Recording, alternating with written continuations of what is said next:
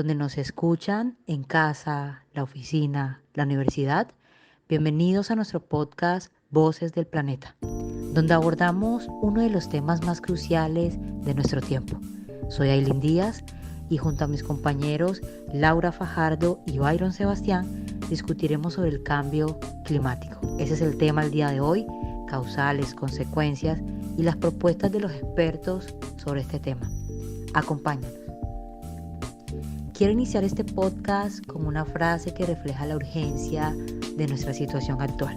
Citado desde el artículo denominado Cambio Climático de Díaz Cordero, relaciona que hoy en día es un tema obligado en las preocupaciones de todo ser responsable y en la agenda de cualquier gobierno. Ese es un asunto crucial e inevitable que debe preocuparnos a todos. Es una preocupación fundamental tanto a nivel individual como colectivo y gubernamental, reconocido por expertos como una de las principales tendencias que definen nuestra sociedad contemporánea. También Cornish, desde la exploración del futuro, que relaciona que al ritmo que vamos, vivir en el mundo va siendo cada vez más complicado. Ese hábitat paradisíaco del que tenemos referencia va desapareciendo a una velocidad dañina para la sobrevivencia humana. De estos estragos da testimonio innumerables estudios y una bibliografía amplia y responsable que da cuenta de ello. El cambio climático se ha convertido en un tema central en las discusiones globales. Para algunos es un tema de moda, pero sabemos la relevancia.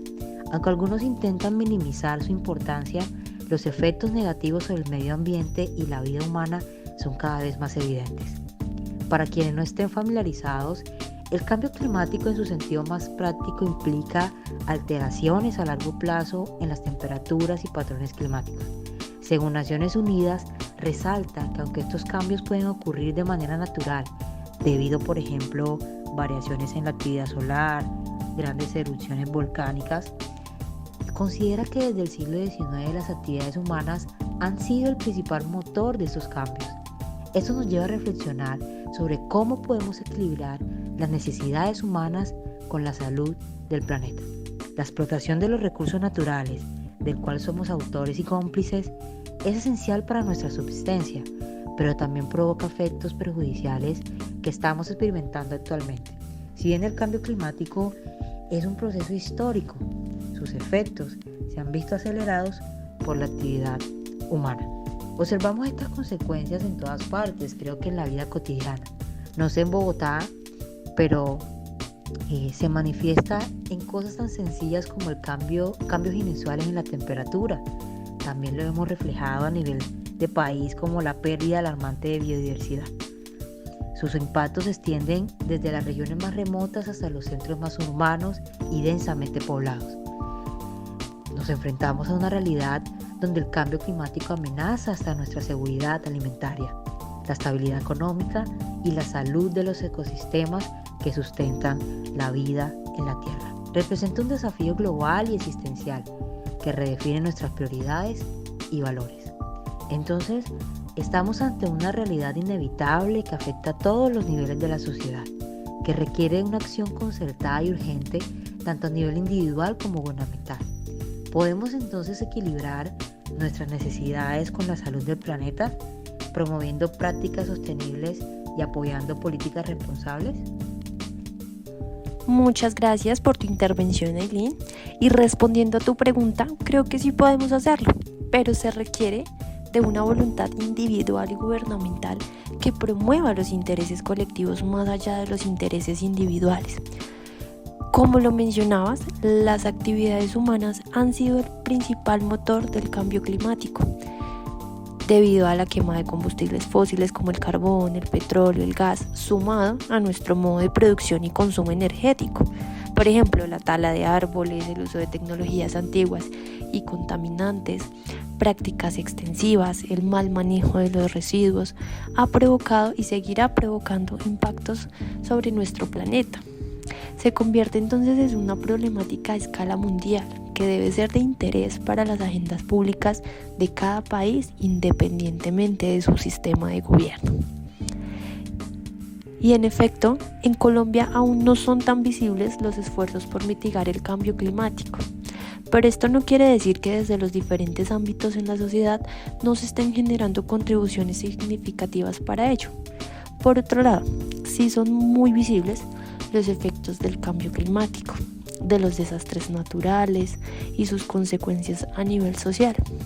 Tú que te encuentras en una zona costera de nuestro país, la isla de San Andrés, susceptible a esta serie de impactos, recordarás la lamentable tragedia sucedida en la isla de Providencia, en donde el huracán Iota destruyó la isla en el año 2020 en un 98%. No solo la destrucción de infraestructura quedó en evidencia en ese momento, sino también la ausencia del Estado en este país, en esta isla. La falta de planeación y acciones preventivas ante este tipo de escenarios pues trajo consigo una serie de dificultades económicas, culturales y sociales que creo que hasta el día de hoy pues pueden estar latentes en esta comunidad. Ahora, tú también te preguntabas por las condiciones en la ciudad de Bogotá. En la actualidad tenemos un racionamiento de agua que responde a los efectos pues, de la disminución de los niveles de agua en los embalses que suplen este recurso a los habitantes bogotanos y las zonas aledañas. Sumado a los incendios forestales a causa del fenómeno del Niño, las altas temperaturas que disminuyeron las probabilidades de agua, pues son un conjunto de situaciones que hoy tienen no solo una ciudad, sino un país rico en agua en desabastecimiento. Mira, según los datos presentados por el Ministerio de Ambiente el pasado 15 de abril, durante el trimestre de enero a marzo del 2024 se ha presentado desabastecimiento de agua en 277 municipios y 24 departamentos del país. Esto es un gran llamado al gobierno y a la ciudadanía pues para que tomemos acciones concretas y serias frente a la adaptación al cambio climático, ya que en los últimos años el eje de la política pública en Colombia ha estado centrada como en la mitigación o en la reducción de los gases de efecto invernadero, pero a corto plazo estamos siendo un país muy vulnerable a los efectos negativos del cambio climático. Las sequías, la escasez de alimentos, las inundaciones, el aumento de enfermedades transmitidas por vectores, los fenómenos naturales que pueden responder también a los cambios climáticos que se han venido generando. Esta información también es validada pues, por el Instituto de Hidrología, Meteorología y Estudios Ambientales, el IDEAM, y otros organismos internacionales como el Panel Intergubernamental en Cambio Climático.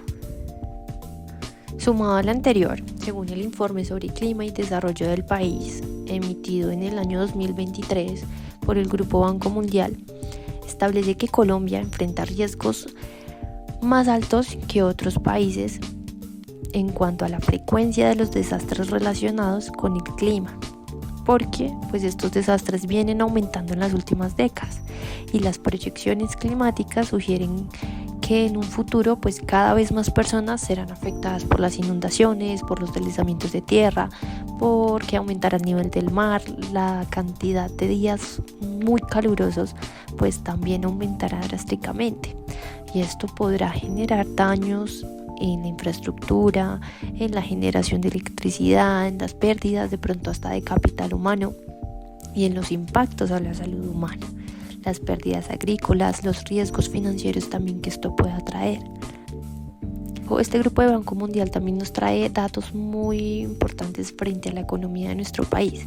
Y es que si no se realizan inversiones ahora frente a la adaptación del cambio climático para el 2050, pues este cambio climático reducirá el impacto interno bruto, el PIB del país, entre un 1.5% y un 2.5% como mínimo. Y pues las poblaciones pobres y vulnerables de nuestro país pues serán las más afectadas. Esto porque es importante, porque en la actualidad las políticas públicas frente al cambio climático en Colombia se enfocan en la mitigación y en la disminución de gases de efecto invernadero. Pero realmente sería importante pues a corto plazo empezar a trabajar sobre la adaptación al cambio climático, sobre los requerimientos, sobre la pedagogía a la ciudadanía las acciones concretas que se requieren hoy para prevenir todas estas situaciones que el país pues ya ha venido enfrentando poco a poco y que realmente no estamos preparados a nivel de infraestructura, a nivel de conocimientos, de capacidades institucionales para enfrentar los retos de la crisis climática que se viene presentando. Nos brindan otro dato muy importante, y es que Colombia hoy se encuentra en el puesto 32 entre los 193 países como mayor emisor de gases de efecto invernadero. Y además que estos porcentajes pues han ido aumentando y han sido impulsados por sectores como el transporte, la agricultura, por los residuos y energía. Por ello pues mencionaba que se requiere de acciones o esfuerzos hoy a corto plazo en materia de políticas públicas que pues promuevan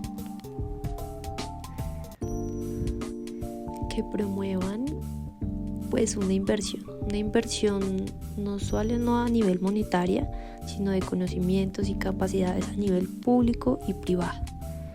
Y es uno de los mayores retos, que los intereses particulares más que los intereses colectivos pues puedan entrar en la agenda pública de las distintas administraciones.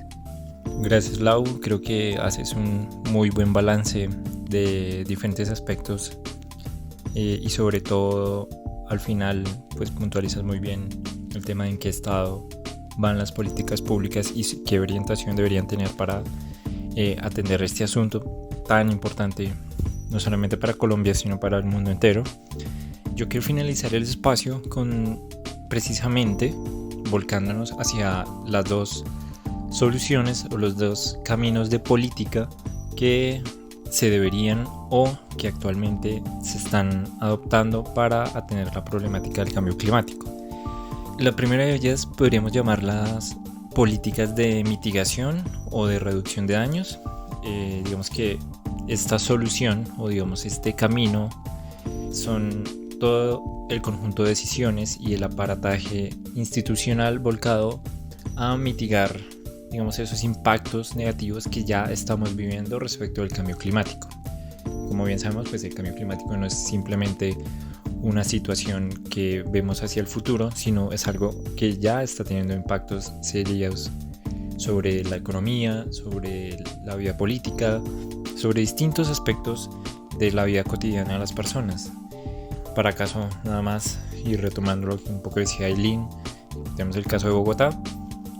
Y respecto a eso, pues los gobiernos han estado en la tarea de implementar una serie de estrategias para contrarrestar esas situaciones. Entonces, por ejemplo, tenemos el caso de los razonamientos en Bogotá, que se presentan como una estrategia adoptada por la administración distrital, pero son este conjunto de decisiones las que deben estructurarse y digamos, definir unos lineamientos claros para de esa forma tener una política de atención al impacto actual del cambio climático.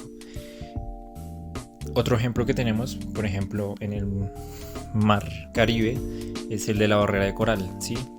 Sabemos que es un ecosistema que tiene que protegerse, que ayuda también a mitigar los cambios de temperatura que están teniendo los océanos, concretamente en este caso el Mar Caribe.